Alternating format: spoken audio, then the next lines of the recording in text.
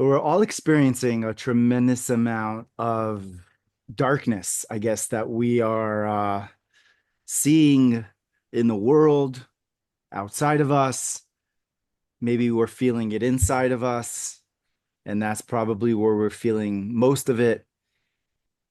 And, this kind of dark energy, I'd like to speak about, even though it's something that, people don't like to speak about. People don't want to speak about the dark energy and the you know those skeletons in the closet and everything that's there. But the truth is that without that dark energy and without those skeletons in the closet, we would not know what light is. And the only reason why we are given the dark energy, right, and these challenges is for us to enter a greater awareness of ourselves, of our own light, and with that, to be able to actually see that within the world. So, the Baal Shem Tov teaches that whatever someone sees outside of themselves is actually found within themselves. And life is a mirror, right? So if we are seeing darkness, that darkness is found within us. Now, the difference between darkness and shame, right, is that shame doesn't want to be transmuted. Shame wants to bring us down, right? Shame wants to swallow us up alive and thinking how we're not good enough and how we are this not enough and all of the above. Whereas the appearance of darkness is not to take us down, right? The appearance of darkness that we may see, that we may experience, right? Occasional times of sadness, of even we could say depression, on a certain level. We all feel it. We have that funk and we go down, is not to take us down, but to bring us to a greater awareness. And there's actually a difference in the words between depression and sadness and what is referred to as bitterness. So the word for sadness and depression is atzvut, and that energy is an energy which is a dark energy, which is filled with shame. It's filled with like how we are not good enough, how we don't amount to this and we don't amount to that. And we see those signs outside in the world because because we feel those signs inside. And it's a weight that weighs us down. Whereas bitterness is comes from the word mar, right? Mar is actually it is a feeling that is meant to be transmuted. And when that feeling is transmuted, then there is such a potent energy that's within that dark energy, right? That we'll call merirut, that we'll call bitterness.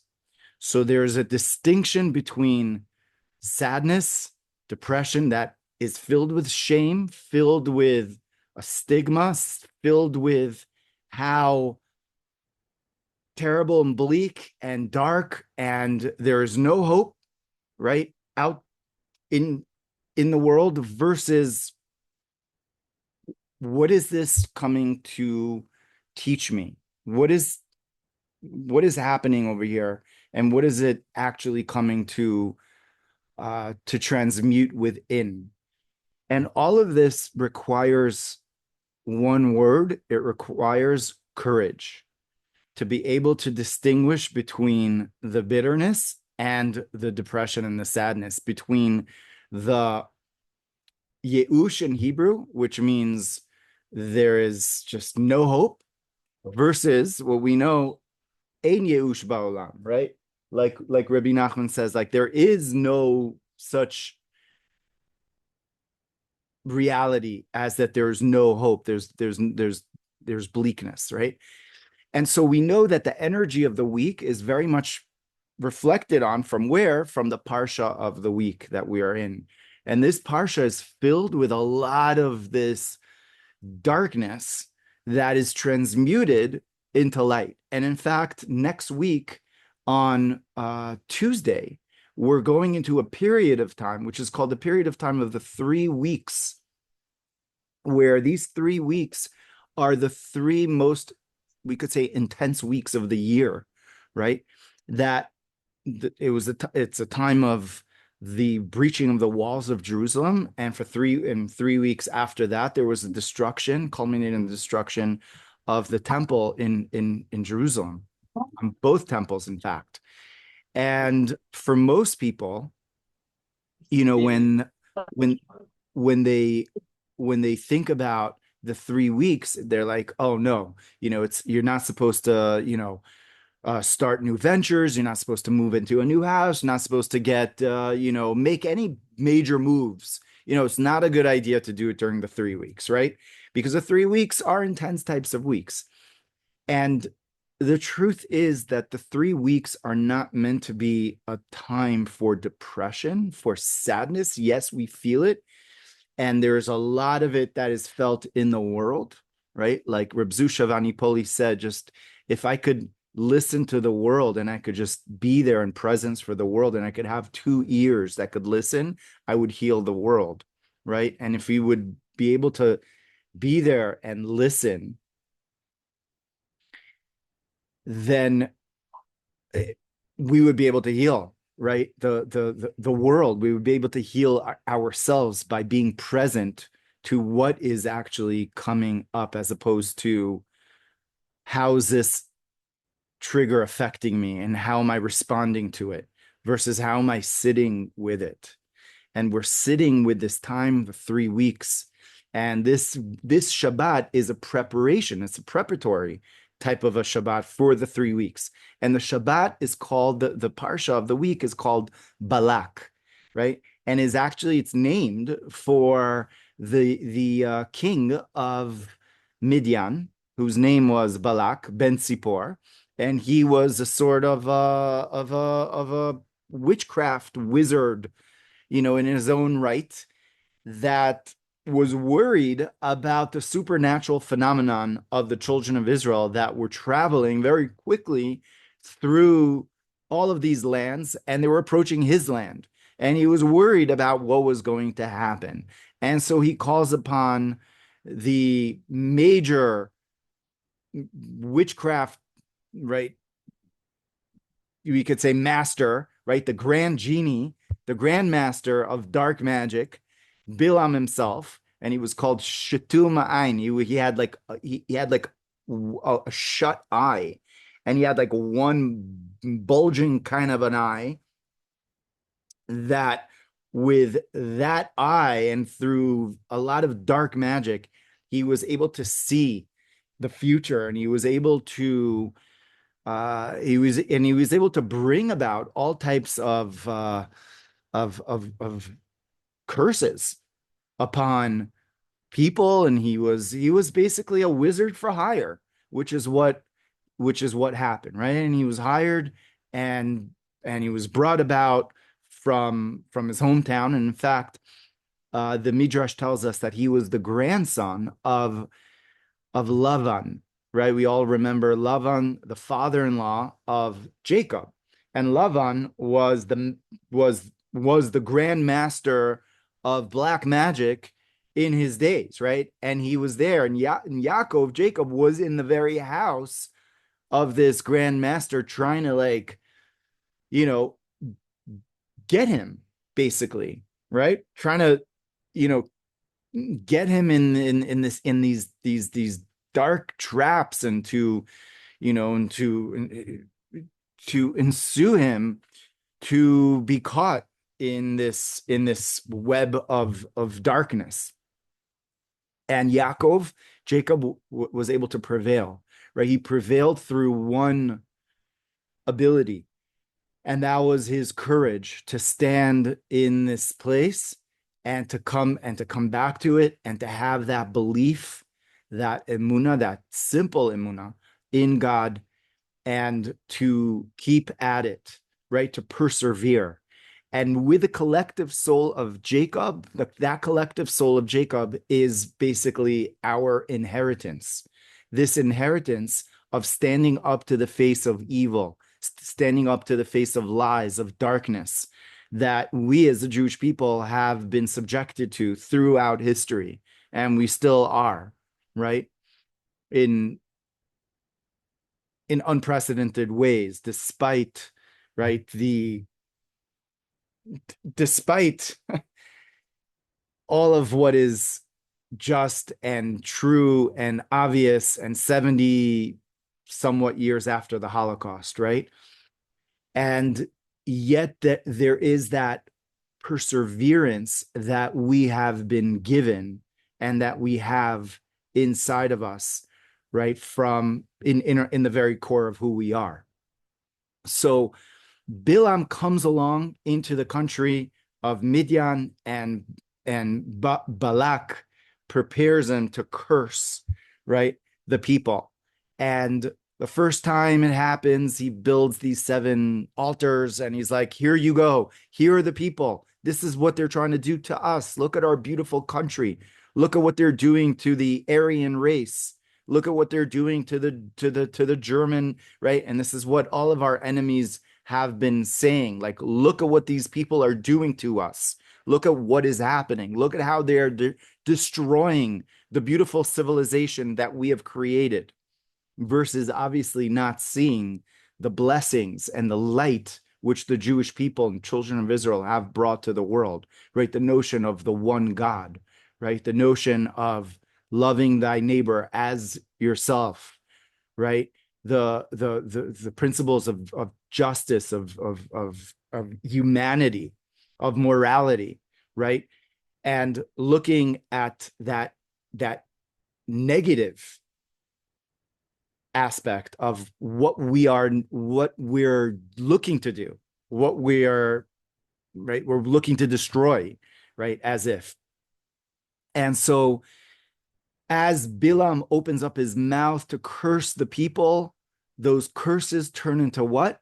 They turn into blessings, right? The curses turn into blessings. And the Talmud explains to us what exactly was going on. So it was a known thing that once in I don't know the exact ratio, but it's like a millisecond of the day that is unknown to pretty much anyone, that there is a state that if within that millisecond, if a curse would have been hurled, right, from anyone, but from Bilam, and right, from in this case, Bilam knew this millisecond, then that curse would have bore those negative fruits, right? Then that curse would have happened, God forbid. And the Talmud says that the entire time, right, that God was not available, right? That millisecond didn't even happen, and there was only love, and there was only compassion.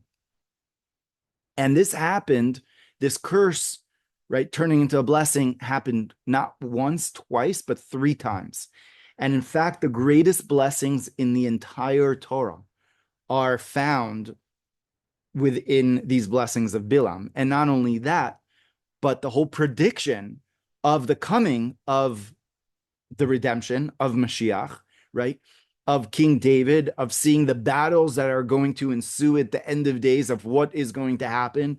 Bilam saw that, and he basically said, what is going to happen? Let me tell you what's going to happen at the end of days. There's going to be a star that's going to come out of Jacob, right? And there's going to be an offshoot that from his lineage that will bring about the world to a state of oneness, right? Of the knowing of Hashem, right? Gur Aryeh Yehuda, that there's going to be the at the beginning, right? The redemption is going to take time. It's going to look like there's darkness, but at the end, it's going to prevail, right?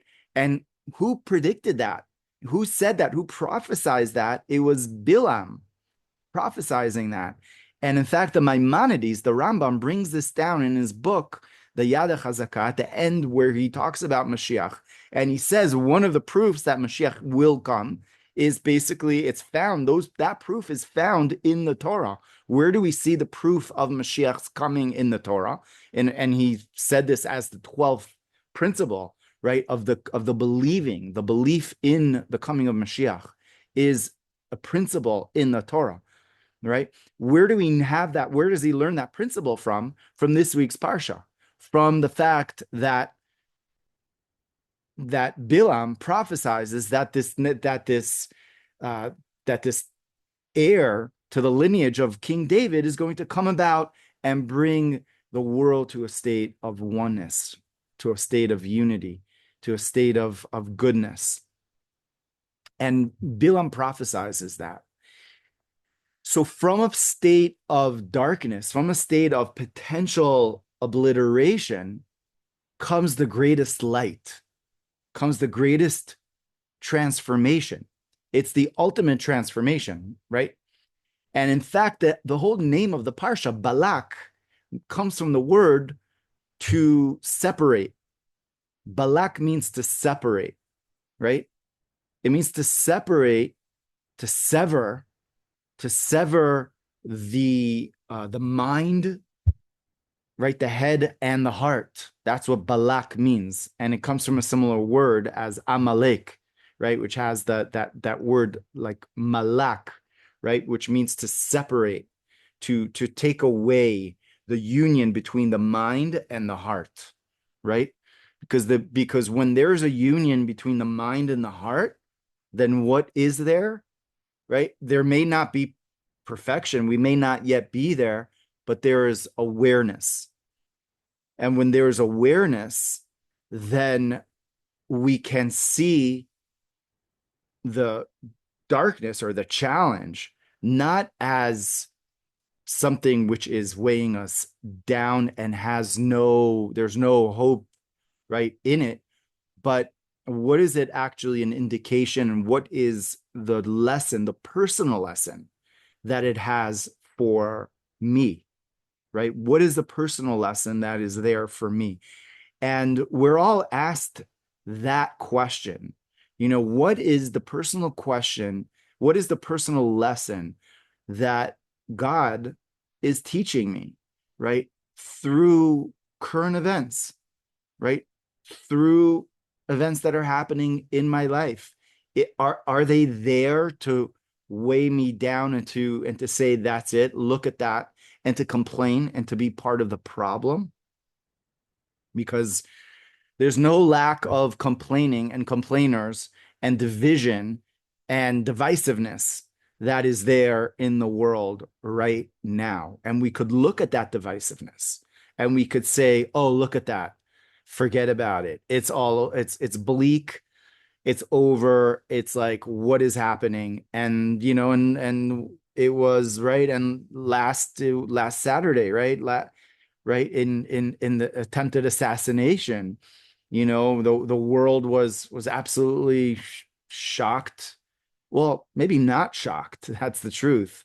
It wasn't really that shocking to me, because the rhetoric was there and it is there. And when the rhetoric is there, you have to take it seriously, right? But the question is, what do we do now? What do we do after the rhetoric or while the rhetoric is happening? Not to say, well, the rhetoric is this way, let me take a rhetoric the other way. And let me take not the Democrat side, now I'm going to take the Republican side, and now I'm going to take the Democrat.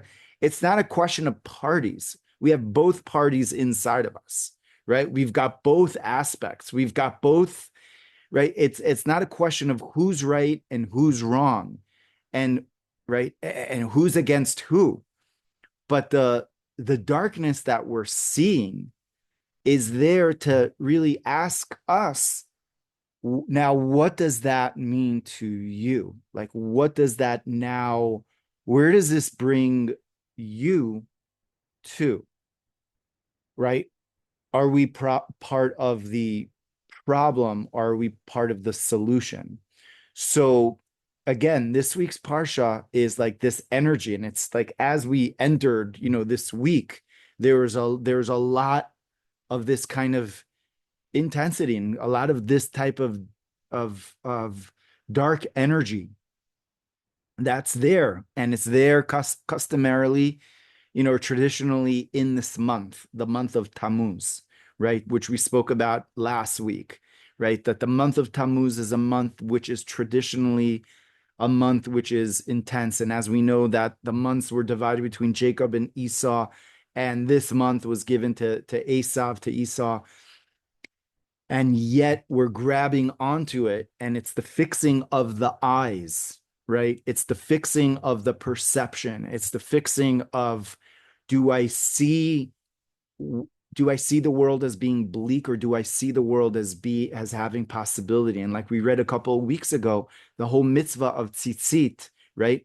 Whether we wear it or we don't, but the whole idea of the tzitzit, the strings are there. It says uritem oto, you shall see it and you shall remember, right? You shall remember, and including, what does it say that we should actually see? The blue of the tzitzit, right? Because the tzitzit are according to most opinions, are supposed to have 7 white strings and then 1 blue string. And that blue string is meant to remind us of him, of God, but it's blue, and it's supposed to remind us of the darkness. And it says that when you see the darkness, or itemoto, you should remember Hashem. Not when you see the light. When you see the light, we very often don't remember God, because we're like, I did this. I've done this. I've achieved this. I've made it, right? I've earned it, right? And forget it. Don't remind me of anything, anything too spiritual. Don't get me, don't get my conscience, going on anything. Like, I just want to enjoy this, right? And nothing wrong with enjoying it, and we should, but like, we can't fully enjoy if we're like leaving, where the enjoyment, the source of the enjoyment comes from, and we're not grateful for what we're experiencing. Then we're half experiencing it, because we're just experiencing it like as a thief that's on the go. That's like, it's like, oh, let me just grab that, and like it, right? And a lot of that is like even how we eat, right? A lot of times, even how we eat, we're like, let me just eat this so quickly and just on the go, right? Whereas, let's experience this. Let's say a blessing. Let's be present for, right, for this process.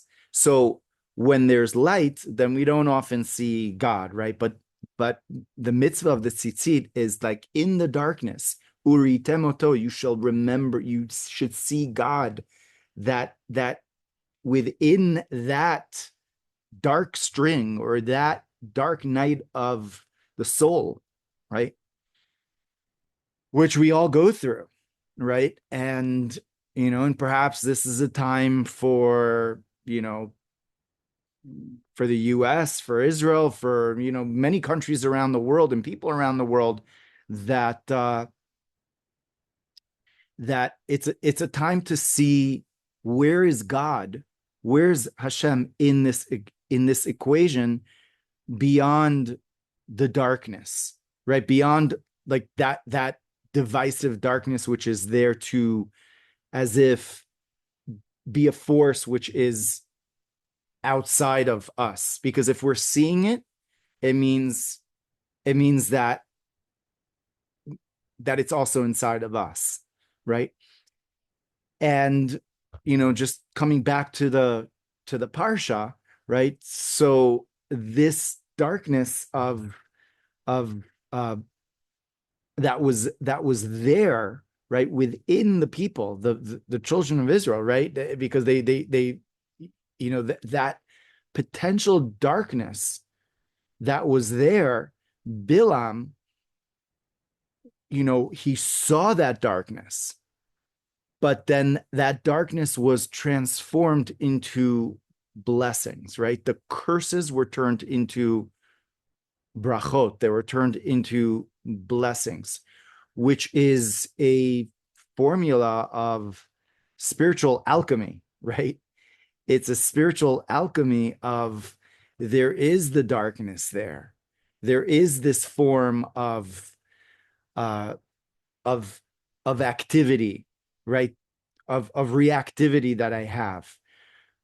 But is it a blessing also? Right? Do I have a blessing? Is there a blessing within this perceived curse, right? And that's something that only we can achieve. That's only an answer that we can find inside of us. Uritem oto, you shall see it, uzchartem, and you shall remember it. Kol mitzvot Hashem, you should remember all of the blessings of Hashem. That power of perception of the eyes. What am I looking at? Is the glass half empty, or is the glass half full? And perhaps during this time, right, when we're seeing all this divisiveness, right, do we not think that maybe God is shaking us up and saying, like, maybe this isn't working, maybe trying, and it may sound like very cliche, but maybe coming from love, maybe coming from a place of positivity, maybe that is an approach to take, right? But most of us are scared of of being potentially subjected to something or to someone when we are extending ourselves because of things that happened to us in the past, where we did get extended the olive branch, right, to someone, and that didn't pan out in the right way. But that's where that darkness actually is fully showing itself, right? It's showing itself. Well, where is that coming from? What is that actual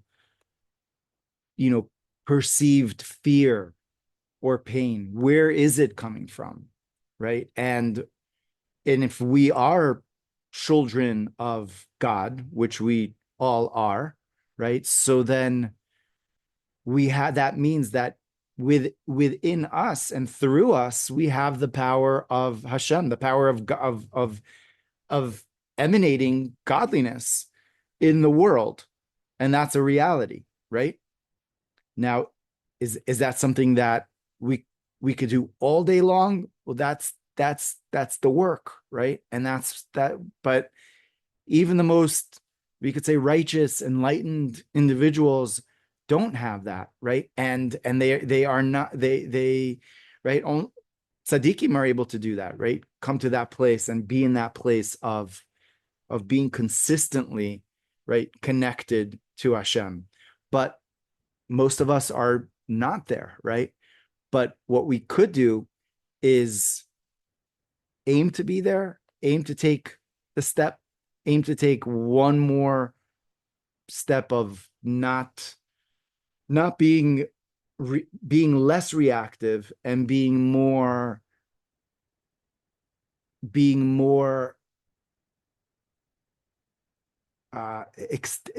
extending the neshama, the godly soul that the other person really has, but is in a state of confusion and darkness.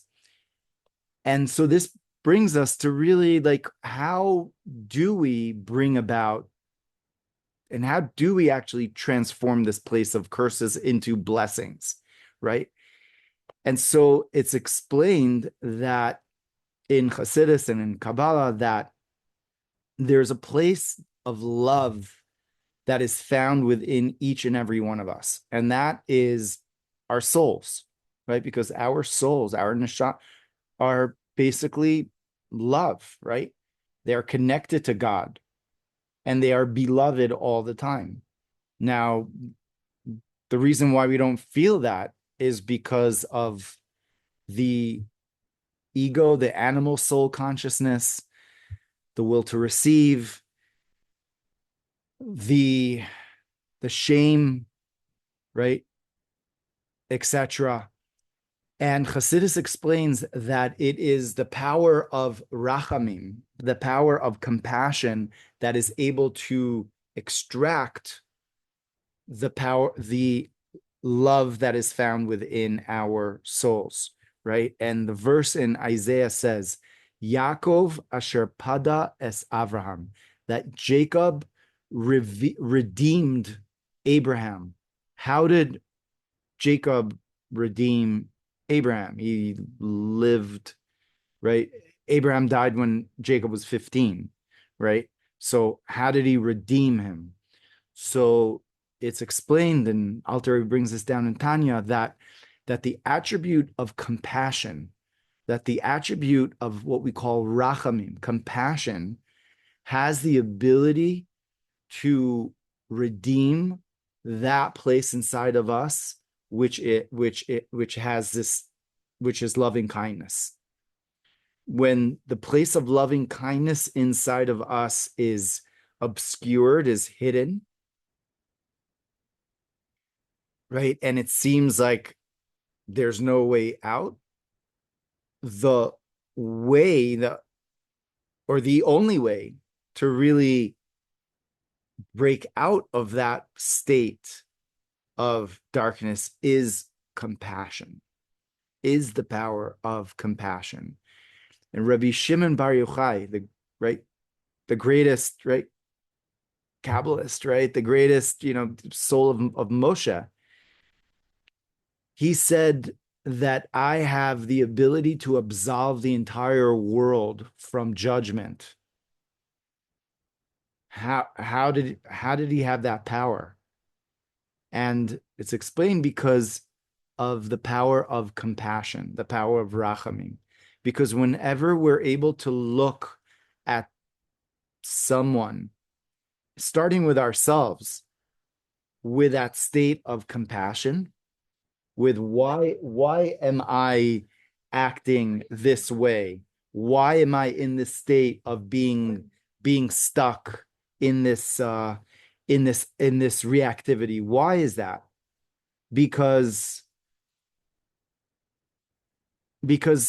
of something that happened to me in my life, right? Because of something that happened to me as a child, because of something that happened to me as an adult, right? Because of some way of thinking some pattern that I developed just to protect myself. Why did I develop that pattern to protect myself? Because I felt alone. Because I felt like I couldn't, because I felt like I could not, I could not do anything on my own. And when we have that energy of compassion, in Hebrew, rachamim, right? Rachem. So that power of rachamim has the power to elicit that state, that pure state of self, which is love. Because the soul itself, right? Our souls are connected to God, are love, right? They are chesed, right? They are connected to that frequency of love all the time. It's just that we don't think that, because we think that we are the pattern. We think that we are the darkness. And just coming back to what we started with in the class, that the darkness, right? The darkness that is outside in the world, or the darkness that is coming up for us in our lives at this time. And by the way, this time, the month of Tammuz and the 3 weeks, is a time of darkness, right? but not a darkness that we should be like, oh man, that's it, and like we said before, darkness is depression, is sadness. No, that's called atzvut, but it's actually merirut. It's actually bitterness, right? And when we transform the bitterness, that bitterness is able to transform into sweetness, is able to transform into something which is positive. How is it able to transform into positive? When it is looked at with through the eyes, and again, this month is the eyes, through the lens of compassion. So I'd like to challenge you all, including myself, right? And this is something that I have kind of like decided, like, I really want to take this on for this next week, to just try for a week to try to look at things that are happening, people that in our lives that are appearing, again, perfectly designed, because nothing is random. It's exactly Hashgacha Pratit, exactly. The people that are showing up, if it's your neighbor, if it's your friend, if it's your family member, whoever it is, if it's in the news, we have our patterns that are there, that are created, that are on autopilot for many years, right? And they're like, in a millisecond, we already have a conclusion about the person, and we've already put them in a certain category and a box without thinking much about it, right? Because our minds just need to free up space. So when we look at someone and something, we've already deemed them. We already know, we already have them in a certain category. But do we really know that person? Do we really know that situation? And why did that person come into my life? Why is that person there? And this is a very brave and courageous, going back to also what we started with, the power of courage, to be in that space of vulnerability, of basically feeling like, I know this person. I know what I need to do and what I need to say. And this person is that. I've already made the decision. It's like done. It's there, and I've made the decision, and I have made the decision for years and years. This is, an algorithm in my brain for just having that, to break out of it, because those patterns and those algorithms are meant to be broken out of, right? For a greater sense of beingness, right? A greater sense of our soul's potential. And the only way to do that is through being present and looking at the person, looking at the situation through a new lens of compassion. Basically looking at it as, well, this person is a loudmouth talking in this way and saying that way, right? Happened to me today. I was in a certain store, and this person was just the loudest thing. I've got you know, my reactions there, and I may have judged him, and then I walked out and I was like, he may have been a loudmouth. I mean, he was a loudmouth, that's for sure. But but I was the one who was judging, and I was basically judging myself because I didn't allow this expansion of my soul, which is expansion of love, to be there. And that energy of, judgmentalism. And in my mind, it's a correct assessment. I mean, it was externally correct assessment, but is there a more correct assessment, a deeper assessment, which comes from a place of compassion, which basically says, maybe he didn't receive a lot of attention as a kid. He needs to scream, blurt things out like that. Do I need to maybe just be there? But more than him, because I'm being shown that person. I'm being shown that person. So that means it's not about that. It's not about him. It's about me. It's about my paradigm shift, which I want to get out of, because that darkness is not a darkness outside of me. That darkness is inside of me. That darkness is inside of me. And what we're doing as a society is basically we're all pointing fingers at everyone else. The Democrats against the Republican, and everyone's against Netanyahu and against the other one, and the religious against the this and that, he and this, that. You're not this enough, and you're not this enough. You don't like, is this, we've reached this far as a humanity, as a people, like, to like really be there, to really to really be on that level. We have AI, but we're as dumb as, I'm sorry, like, blurted out, like, right? Is that where we have like multiple, degrees, doctorate of this and doctorate of that, commit, House of Senate of this and the Senate of that, but you're almost going having fist fights like in the middle of Congress or in the middle of the Knesset, in the middle of that. Are you kidding me? And this is what kids are seeing. Like, this is the education. Where are we going? Where's what is the right? And anyone that's sensitive, and believe me, we are sensitive. Everyone that's here is sensitive souls, right? And the kids are sensitive, and they pick it up, and they're like, look at these like adults, they're messed up. Like, you know what?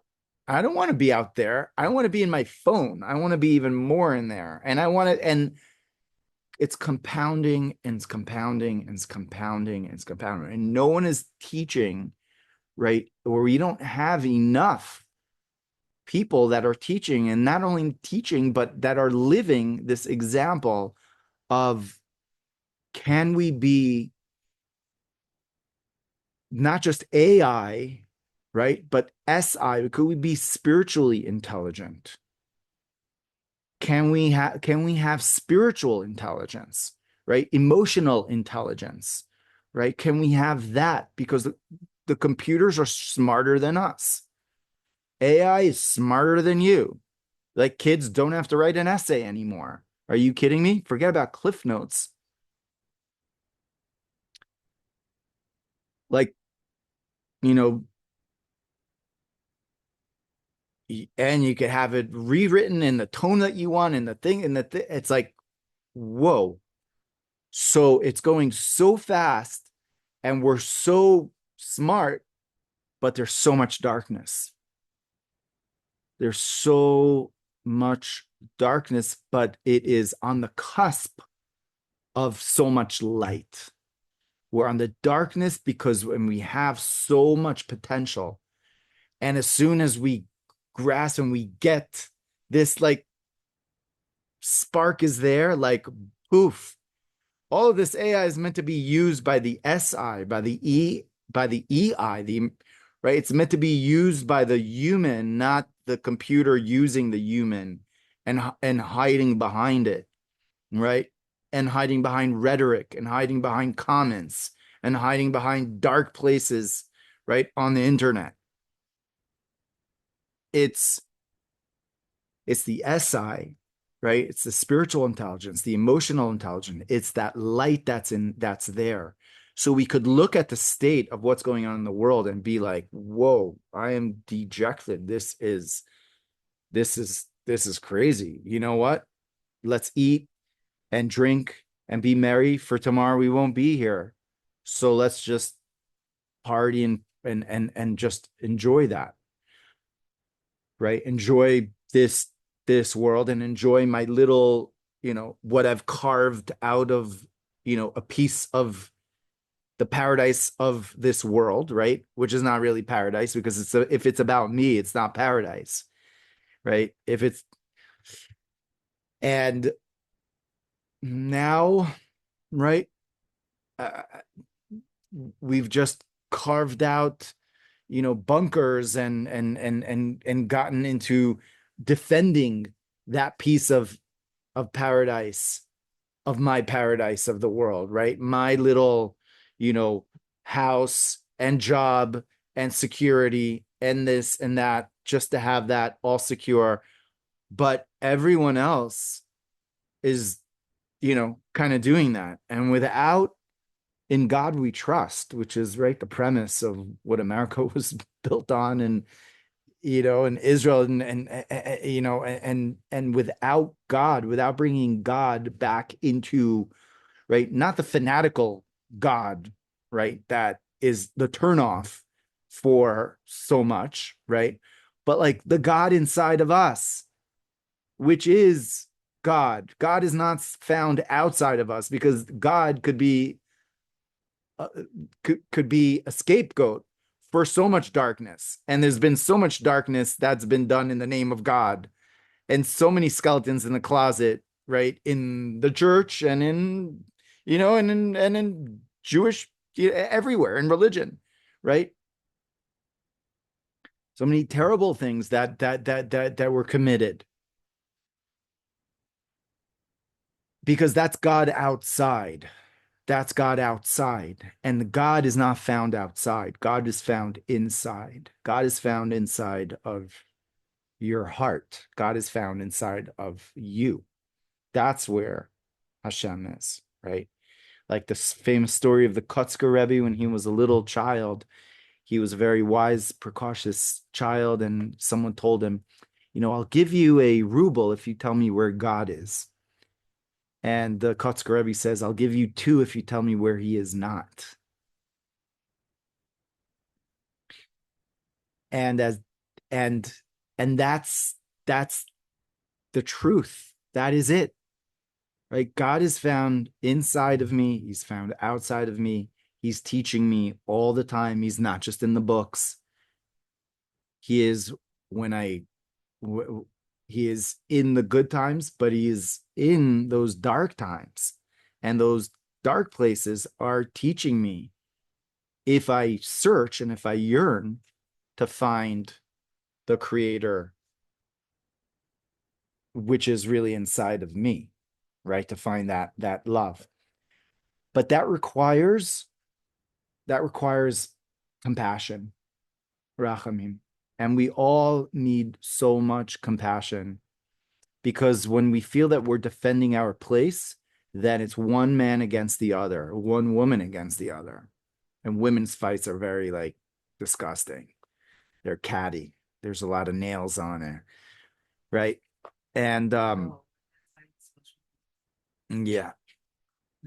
Uh so so it's one man, one woman against the other, and there's judgment there, because there's really fear there. There's really darkness there.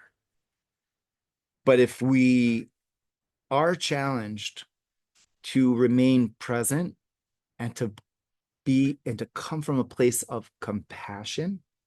In Hebrew, the word for compassion is rachamim, which comes from the word rechem, which means a womb, which means it's the place of birth.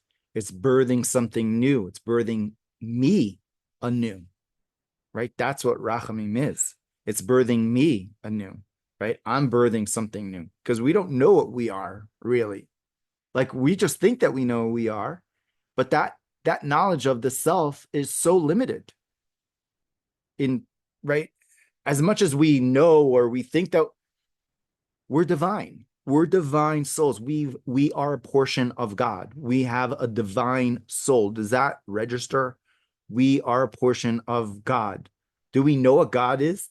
We don't know what God is, so we don't know what we are, right?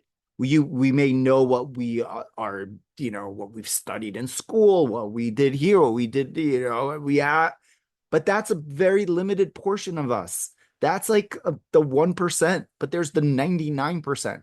There is that infinity which is there, which we're too scared to tap into, because if we tap into it, then that 1% will be like, well, what about me? What about me? And I'm gone. Well, it doesn't have to be gone, but like yeah, there's that fear that, well, then what? But the from the world of compassion, the world of rachamim, then we're able to give space to ourselves, be like, I know why you are even acting in this way, why you reacted in that way. And I have compassion for you. I'm so sorry that you went through that, that you had to, that you were feeling that way, that you went through this as a child, right? That you felt like you had to defend yourself, that you had to, and to give that voice, right? We could say it in our words, or we could say it in our thought, but to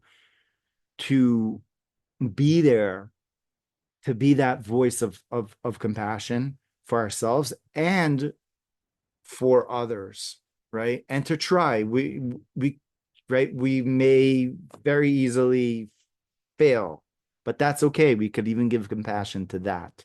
I know that you want to, look at you. I know that you want to have compassion, and you're judging that person because you feel like you need to hold on to a semblance of control and safety, right? And I have compassion for that too, right? So can we can we be challenged, right? Right. So this is my dare to all of you, to all of us, is to basically, as we enter these 3 weeks, which all came from, why did the destruction of the temple really happen? It's because of what we're seeing right now. We're seeing what is called sinas chinam, baseless hatred. Where does baseless hatred come from? It really comes from self-hatred. People hurt people hurt people,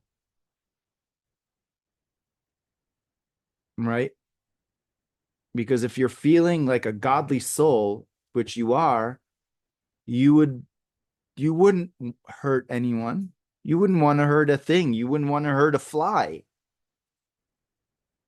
right? But it's that place of division, which is the reason for the destruction of the temple, the second temple. The destruction of the temple happened because of baseless hatred, sinas chinam, this baseless hatred. And the way to mend baseless hatred is through baseless love, right? There is sinat chinam, so then there's avat chinam. There's love for no reason. Love for no reason, that makes no sense. Why should I love someone for no reason? Right? That's why would I love someone for no reason? What is in there for me? And the answer is, are you kidding? Are you kidding me? You are love. What is in there? By practicing avat chinam, you are actually practicing who you are. By not practicing that, then you're deluding yourself that you are that you are this separate person who's divided, that there's that division, and there's me and there's you.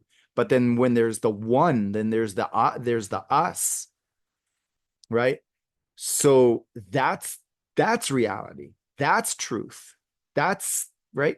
And the only way to have avas chinam, to have baseless love, right? Alter Rebbe brings in Tanya, and this resonates in the books of Kabbalah. Rabbi Shimon Bar Yochai says it is only through compassion, through rachamim, right? The world needs so much rachamim, so much compassion, right? We could look at the world and be like, oh man, there's so much darkness, or be like, Nebuch, like, oh my God, like I feel so sorry for this state, for this, as opposed to being, right, infuriated and being a part of that state. And that's the difference between depression, or what we call yeush, which is desperation, and ein yeush ba'olam. There's no desperation. Because why? There could be bitterness, but bitterness, merirut, is actually a good thing, because that brings about rachamim. Because when you feel the bitterness, then you're able to have compassion on it. You're feeling like, wow, I'm feeling the compassion. So I'd like to challenge you that, we're seeing so much, in the world, and so much sadness, right? And so many hard situations that people are going through, and we're going through, each and every one of us, and people are going through.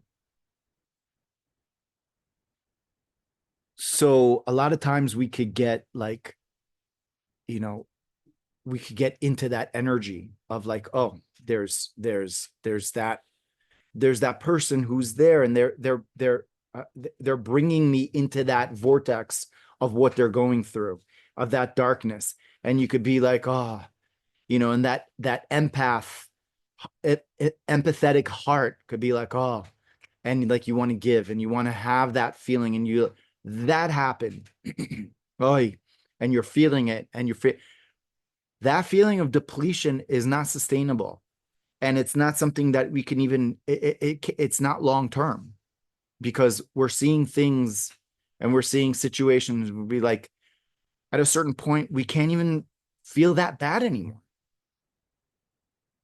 when this happens, or because it's not coming from a godly place.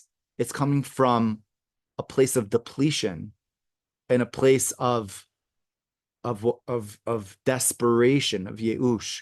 Whereas if we come forth with the energy of rachamim, like this is happening, or that happened, so that energy it's not gonna help me and the other person by being brought down, right? But by having compassion, then both are able to be brought up, right? So I'd like to offer that when we do see, and we do perhaps counsel or speak to, or right, witness. So instead of being in the oy vey, like that kind of like, oh, that kind of like, and that brings us down. And once again, it's not sustainable, to switching that. And again, it's the eyes. This month is the fixing of the eyes. I could be like, I'm depleted by this, versus I have rachamim. And when you have rachamim, when you have compassion, then there's so much strength that you're giving to the other person, and that you're giving to yourself, instead of feeling sorry for yourself or for the other person. It's easy to feel sorry for yourself and the other person, feeling sorry in the state of like, feeling sorry to bring us to a state of yeush, which is desperation, which is, that's that's a very dangerous slippery slope to be on, because it's like on the edge of a cliff when someone is in a state of desperation. Whereas the truth is, in 1 second, everything could change, right? Rabbi Nachman says, Yeshinyan she'akol mitapech letova, that in 1 second, everything could change. In 1 second. But we can't see it in our mind, because our mind is like, this is all bad. And the compassion, I was like, oh yeah, that's all bad. Versus when it's coming from a state of rachamim, of compassion, And that compassion now opens us up to possibilities. Then new possibilities are on the horizon that we're able to attract, that we're able to receive. And exactly, in the blink of an eye, right? Yeshuat Hashem keherifine, and it says that Mashiach could come in the blink of an eye, right? And the Talmud explains because that happens from a state of teshuva, that in a second a person could do tshuva. And what is the essence of tshuva? It's really the essence of rachamim, because really that's where tshuva is. Why can we just transform everything into from a state of being on the one hand in a state of darkness, right? Doing maybe not good things, right? Negative things, saying negative things, negative actions, thoughts, and whatever. But in a second, a person could do tshuva, right? A person could do tshuva in a second. That means that in a second, everything could switch. That in a second, just by even thinking about it, by having that compassion, that rachamim, which is at the core of what tshuva is rachamim for our souls, of seeing that from igra rama ad bira amikta, that from the highest level, from the highest place, from being one with God, which is where our soul comes from, it descends down into bira amikta, into the lowest valley. And and the Alter Rebbe says in Tanya that when we contemplate on that and we have rachamim on our own journey, on our own soul's journey, and be like, instead of being in a state of shame, of darkness, of anger, of self-hatred, of loathing, I'm not worth anything, I'm not this anything, to being, wow, I feel so much compassion for my soul. That look at where it came from and where it went into, where it descended into. And in my thoughts and my speech and action, like the Zohar says, that it's enwrapped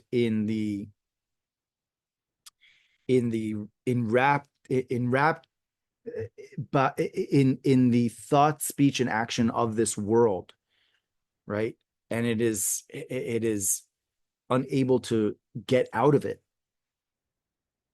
And when we have compassion for that, then we rise out of it. So this week's Parsha, Balak, right, is really this energy of like darkness could be transformed into rachamim. And it was God's rachamim that he had for us, right? Where he had, looking at all this, and it says it was because of God's mercy that not only these curses were not curses, but they transformed into blessings, right? And that also relates to the energy of the month and the energy of this day, which is the day of Yud Beis Yud Gimel Tammuz, which is a day that the Frierdiker Rebbe came out of prison. It's a day which is a very, very auspicious day where, he was in the lowest of the low, where, in Tsarist Russia in 1927, they wanted to execute him. And not only did that not happen, but it completely transformed to him coming out of prison. And he said by doing that, right, the entire generation was also uplifted and taken out of that state of incarceration, which they were, right? And it gives us this window and a connection into the powerful energy of the month of Tammuz and the energy of transformation into the 3 weeks and into the state of Geula, of redemption, that we are on the brink of Geula, that although it seems like it's so dark and so this and that, but like anything could happen at any second. And, thinking about those, that Saturday with Trump, like he got the message. He was like, in one, like, where does that happen? How is that even with how is it explainable that a bullet hits someone's ear? That's like literally a hair's breadth. Hair's breadth is literally a hair's breadth from assassinating the person. How is that possible? It's like when we look at current events and we look at things like that, we're like, wow, like God, like everything is designed perfectly and everything is his hand, everything is him. So we contemplate on that and we could think like, wow, how incredibly merciful God is, which is something that Trump actually said. Said, my doctors all said I should have not been here. And like, yes, you should not have been here. That's a crazy thing. And it was only because God. And you think about that, like God is so merciful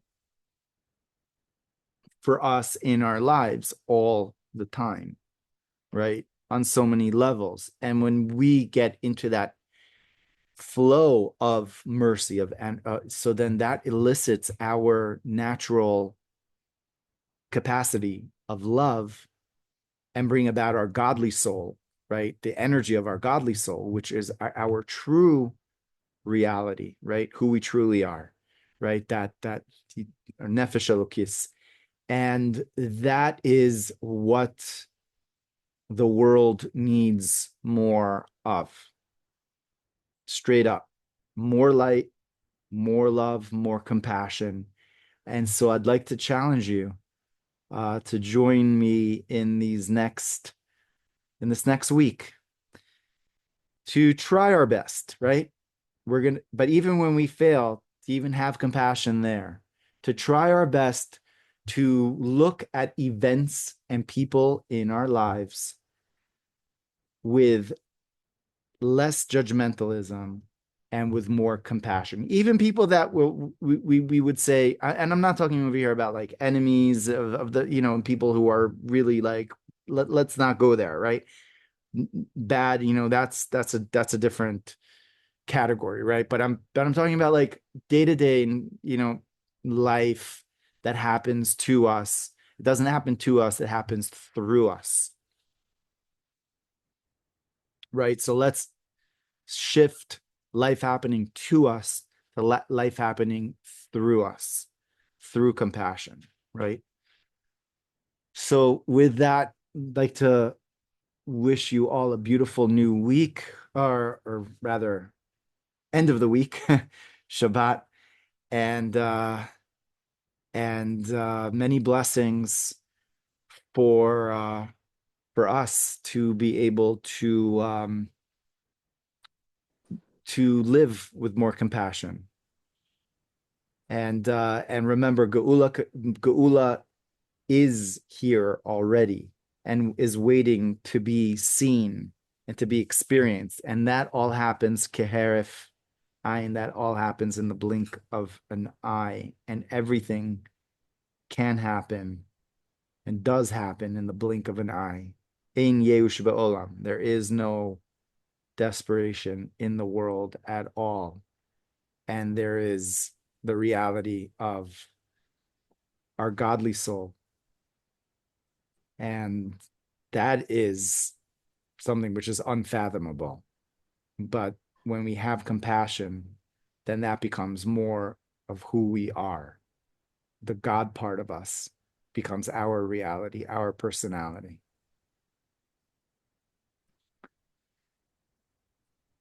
Shabbat shalom, everyone.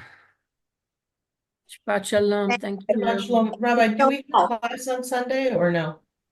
Yes, God willing. Yes, we're going to be on Sunday.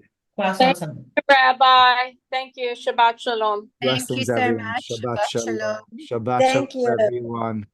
Much